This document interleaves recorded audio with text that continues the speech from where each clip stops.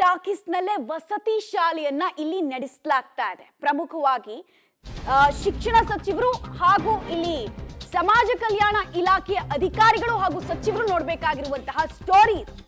ಬೆಳಗ್ಗೆ ಆಟ ಪಾಠ, ರಾತ್ರಿ ಮಲಗೋದು ಕೂಡ ಇದೇ ಜಾಗದಲ್ಲಿ. ಇಂಥ ದುಸ್ಥಿತಿಯಲ್ಲಿ ಮಕ್ಕಳು ಬದುಕ್ತಾ ಇದ್ದಾರೆ. ಬಳ್ಳಾರಿ ಜಿಲ್ಲೆಯ 226 ಬಾಲಕಿಯರ ವಸತಿ ಶಾಲೆಯ ದುರಂತ ಕಥೆಯನ್ನ ನಿಮ್ಮ ಪಬ್ಲಿಕ್ ಟಿವಿ ಬಿಚ್ಚಿಡ್ತಾ ಇದೆ. ಪಬ್ಲಿಕ್ ಟಿವಿಯಲ್ಲಿ ಈ ಕುರಿತು ಬಿಗ್ ಎಕ್ಸ್ಪೋಸ್ ಕೂಡ ಆಗ್ತಾ ಇದೆ.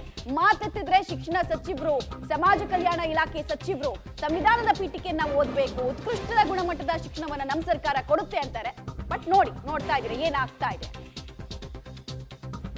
ಮಾನ್ಯ ಶಿಕ್ಷಣ ಸಚಿವರು ಈ ಸುದ್ದಿನ ನೋಡ್ಲೇಬೇಕು. ವಸತಿ ಶಾಲೆಯಾಗಿ ಮಾರ್ಪಾಡದ ಸಿನಿಮಾ ಟಾಕೀಸ್. ಮಕ್ಕಳಿಗಿಲ್ಲೇ ಪಾಠ, ಪ್ರವಚನ, ಊಟ, ನಿದ್ದೆ. ಯಾರಿಗೆ ಹೇಳೋಣ? ವಿದ್ಯಾರ್ಥಿಗಳ ಪ್ರಾಬ್ಲಮ್ಮು. ಇದು ಹೆಸರಿಗೆ ಮಾತ್ರ ವಸತಿ ಶಾಲೆ. ಈ ಶಾಲೆ ಇರೋದು ಮಾತ್ರ ಹಳೆಯ ಸಿನಿಮಾ ಟಾಕೀಸ್ ಕಟ್ಟಡದಲ್ಲಿ. ಬಳ್ಳಾರಿ ಜಿಲ್ಲೆಯ ಕುರುಗೋಡು ಪಟ್ಟಣದಲ್ಲಿರುವ ಹಿಂದುಳಿದ ವರ್ಗದ ಇಲಾಖೆಯ ವ್ಯಾಪ್ತಿಯಲ್ಲಿ ಗಾಂಧಿ ತತ್ವಾಧಾರಿತ ಬಾಲಕಿಯರ ವಸತಿ ಶಾಲೆಯ ದುರಂತದ ಕಥೆ. ಪ್ರತ್ಯೇಕ ಕೊಠಡಿಗಳೆಲ್ಲ, ಮಾತನಾಡಿದ್ರೆ ಪಾಠ ಹೇಳಿದ್ರೆ ಪ್ರತಿಧ್ವನಿ ಬರುವ ಈ ಹಳೆಯದಾದ ಟಾಕೀಸೇ ವಿದ್ಯಾರ್ಥಿಗಳ ಪಾಲಿಗೆ ಶಾಲೆ. ಕಳೆದ 13 ವರ್ಷದ ಹಿಂದೆ ಈ ವಸತಿ ಶಾಲೆಯನ್ನ ನಿರ್ಮಾಣ ಮಾಡಲಾಗಿತ್ತು. 10 ವರ್ಷದಿಂದ ಮಠವೊಂದರ ಕಟ್ಟಡದಲ್ಲಿತ್ತು. ಕಾರಣಾಂತರದಿಂದ ಅಲ್ಲಿ ಬಿಟ್ಟು ಇದೀಗ ಹಳೆಯದಾದ ಸಿನಿಮಾ ಟಾಕೀಸ್ನಲ್ಲಿ ನಡೀತಾ ಇದೆ. ಈ ವಸತಿ ಶಾಲೆಯಲ್ಲಿ 6ರಿಂದ 10ನೇ ತರಗತಿವರೆಗೂ 226 ಜನ ವಿದ್ಯಾರ್ಥಿನಿಯರಿದ್ದಾರೆ. ಇರೋಬರೋ ಸಂಕಷ್ಟದಲ್ಲಿಯೇ ಇಲ್ಲಿಯ ವಿದ್ಯಾರ್ಥಿನಿಯರು ಕ್ಲಾಸ್ ಕೇಳೋ ದುಸ್ಥಿತಿ ಇದೆ.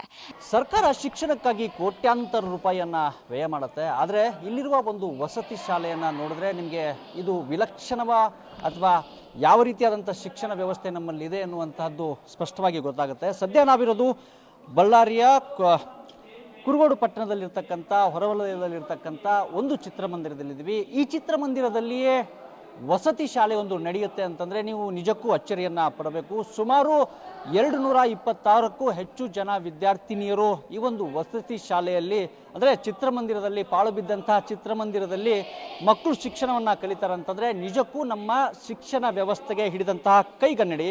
ಯಾಕಂದರೆ ಇಲ್ಲಿರ್ತಕ್ಕಂಥ ಬಹುತೇಕ ಮಕ್ಕಳು ಗ್ರಾಮೀಣ ಪ್ರದೇಶದಿಂದ ಬಂದಂತಹ ಮಕ್ಕಳು. ಈಗ ಸದ್ಯ ನಾವಿರೋದು ಈ ಚಿತ್ರಮಂದಿರದ ಬಾಲ್ಕನಿಯಲ್ಲಿದ್ದೀವಿ.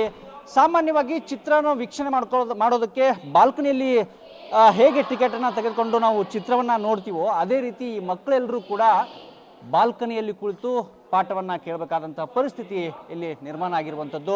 ಇನ್ನು ಈ ವಸತಿ ಶಾಲೆಗೆ ಸ್ವಂತ ಕಟ್ಟಡ ಇರದ ಕಾರಣ 40 ವರ್ಷ ಹಳೆದಾದ ಚಿತ್ರಮಂದಿರ ಕಟ್ಟಡದಲ್ಲೇ ಕಳೆದ 3 ವರ್ಷಗಳಿಂದ ವಸತಿ ಶಾಲೆ ಆಗ್ತಾ ಇದೆ. ಎಷ್ಟೊಂದು ವಿದ್ಯಾರ್ಥಿಗಳು ಇರೋ ದೊಡ್ಡ ಸ್ಥಳ ಬಾಡಿಗೆ ಸಿಗದ ಕಾರಣ ಸಿನಿಮಾ ಟಾಕೀಸ್ ನಲ್ಲೇ ಆಗ್ತಾ ಇದೆ ಅಂತಿದ್ದಾರೆ ಇಲ್ಲಿಯ ಸಿಬ್ಬಂದಿ. ಅಲ್ಲದೆ ಈಗಾಗಲೇ ವಸತಿ ಶಾಲೆ ನಿರ್ಮಾಣಕ್ಕೆ 6 ಎಕರೆ ಸ್ಥಳವನ್ನ ಗುರ್ತು ಮಾಡಿದ್ದಾರೆ. ಆದ್ರೆ ಇದರ ನಿರ್ಮಾಣಕ್ಕೆ ಕನಿಷ್ಠ 20 ಕೋಟಿ ಹಣ ಬೇಕಂತೆ. ಅಷ್ಟೊಂದು ಹಣದ ಅನುದಾನ ಇರದ ಕಾರಣ ತಿಂಗಳಿಗೆ 1,20,000 ಬಾಡಿಗೆ ಕೊಟ್ಟು ಸಿನಿಮಾ ನಲ್ಲಿ ತರಗತಿ ಮಾಡ್ತಿದ್ದಾರೆ. ಇಲ್ಲಿ ಏನಿಲ್ಲ ಸರ್, ಕ್ಲಾಸ್ ರೂಮ್ ಭಾಳ ಸೌಂಡ್ ಕ್ಲಾಸ್ ಡಿಸ್ಟರ್ಬ್ ಆಗ. ಸಾಯಂಕಾಲ ಆದರೆ ಬೆಳಗ್ಗೆ ಬೇಗ ಎದ್ದು ಸರ್, ಬೇರೆ ಡಿಸ್ಟರ್ಬ್ ಆಗ್ಲಾರ್ದಂಗೆ ಬೆಳಗ್ಗೆ ಬೇಗ ಎದ್ದು ಓದ್ತೀವಿ. ಗ್ರೌಂಡ್ನಲ್ಲಿ ಹೋಗಿ ಓದ್ತೀವಿ. ಈ ಕಟ್ಟಡದಲ್ಲಿ ಇದು 2020ರಿಂದ ಇದೆ ಸರ್. ಇದಕ್ಕೂ ಮುಂಚೆ ನಗರ ಮಧ್ಯಭಾಗದಲ್ಲಿರುವಂಥ ರಾಘವಾಂಕ ಮಠ ಮತ್ತು ಹಾಗೂ ಗೌರ್ಮೆಂಟ್ ಶಾಲೆಯ ಕೊಠಡಿಗಳಲ್ಲಿ ಶಾಲೆ ನಡೀತಾ ಇತ್ತು. ಆದರೆ ಅದು ಕಟ್ಟಡ ದುಸ್ಥಿತಿಗೆ ಬಂದುಬಿಟ್ಟು ಡೆಮಾಲಿಷ್ಗೆ ಬಂದಂಥ ಕಾರಣದಿಂದಾಗಿ ಅನಿವಾರ್ಯವಾಗಿ ಆ ಸಂದರ್ಭದಲ್ಲಿ ಕುರುಗೋಡು ಸುತ್ತಮುತ್ತ ಎಲ್ಲ ಕಟ್ಟಡಗಳನ್ನು ನೋಡಲಾಗಿ ಯಾವುದು ಸಿಗದೇ ಇದ್ದ ಪಕ್ಷದಲ್ಲಿ ಅನಿವಾರ್ಯ ಸ್ಥಿತಿಯಲ್ಲಿ 2020ರಲ್ಲಿ ಈ ಒಂದು ಶಾಲೆಗೆ ವರ್ಗಾವಣೆ ಆಗಿರ್ತಾರೆ.